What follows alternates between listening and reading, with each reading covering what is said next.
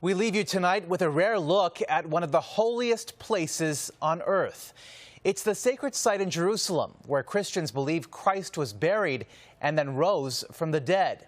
Untouched for centuries, the tomb was recently opened as part of an unprecedented renovation project. CTV's John Vanavelli-Rao takes us inside the innermost chamber of the Church of the Holy Sepulchre.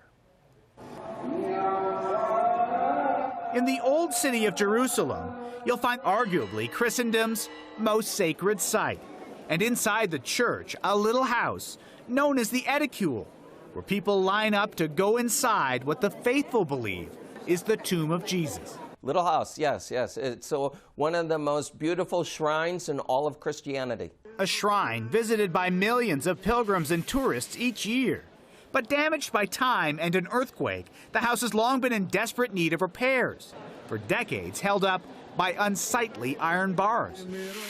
Which brings us to the remarkable restoration taking place, the first at the tomb in more than 200 years, and representing rare agreement amongst the church's Christian custodians. It's just going to solidify the whole building so that it can stand on its own. During the restoration, workers briefly pulled back a marble slab and looked inside the tomb at the original limestone burial bed, which many believe was Christ's final resting place. Documented by National Geographic, it had been covered up for at least 460 years.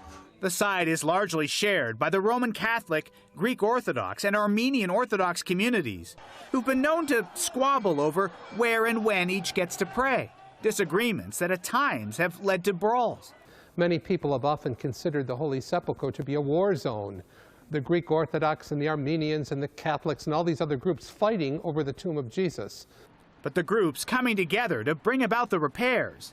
And in Canada, all three denominations jointly put out a call for donations. The initiative is a very good opportunity, he says, for Christians to unite. It is a wonderful thing that we here in Canada, we can work together and raise money for the restoration. A holy site that will continue to be restored until the work is finished, they hope, by Easter. John Vanavelli-Rao, CTV News, Toronto.